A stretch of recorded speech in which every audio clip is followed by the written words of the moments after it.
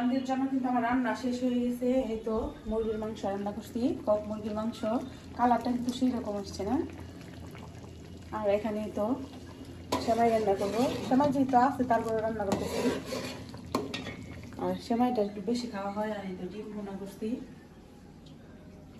Roast আছে এর জন্য আর করলাম না। আসলে কি মানে রোজা থেকে না আমার শরীরটা একদম ক্লান্ত হয়ে গেছে, মানে রান্না করতে ইচ্ছে করে না, মানে খাবার খেতে ইচ্ছে করে না, এরকম পরিস্থিতি হয়ে গেছে একদম। আর এই তো দেখি এই তো পোলাওটা হয়ে গেছে আমার, খালি করে দিব।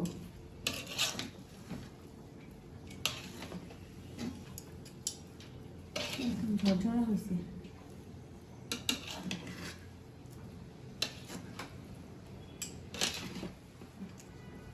পোলাও এই করবো না, এটা আর আমি সবসময় কুকারে রান্না করি। কুকারে পোলাও রান্না করলে কি একদম সুন্দরভাবে ঝরঝরা হয়। মেহমান আসেনি যেহেতু, তার আগে আমার রান্না হয়ে গেছে, এটা ভালো হয়েছে। তা না হলে মেহমান বসিয়ে রেখে মানে রান্না করতে হইতো, তাদেরকে সময় দেওয়া যায় না।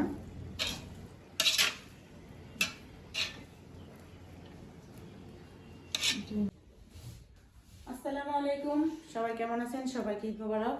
তো এটা হচ্ছে আমার ভাইয়ের রুম। তো যখন টিনের ঘর ছিল তখনই মনে হয় খুব মানে শান্তি লাগতো, সবাই মিলে একসাথে ঈদ করতে পারতাম। আর এখন কিন্তু মানে আমার ভাই বিদেশ থাকে, ভাইয়ের সাথে ঈদ করা হয় না।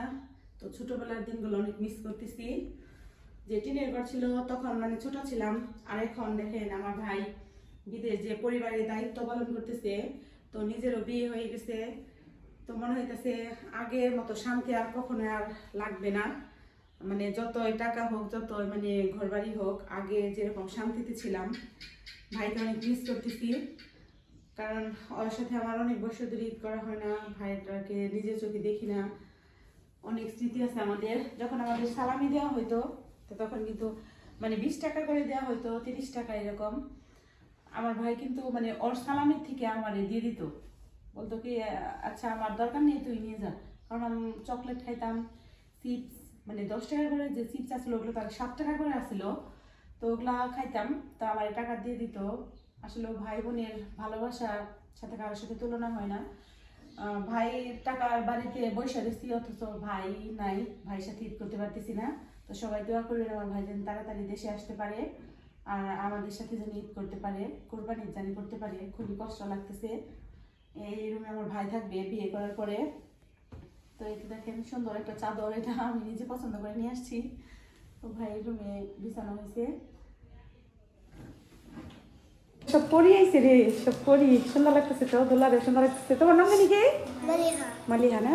এই ভা সুন্দর লাগতেছে। তো সবাই কি তোমার জানাও? ঈদ মুবারক। কারে বললা? আমার বললা না?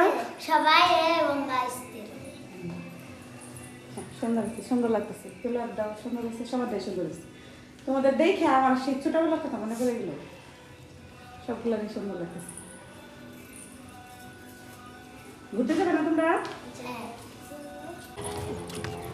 নাফিস সরে দাঁড়ায় কিন্তু।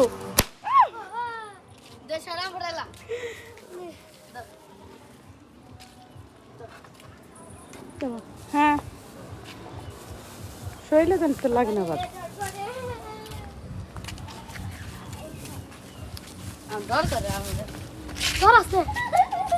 হ্যাঁ দূরে থেকে দিও। এই কিনা দিকে যাই না, পরে যাবে।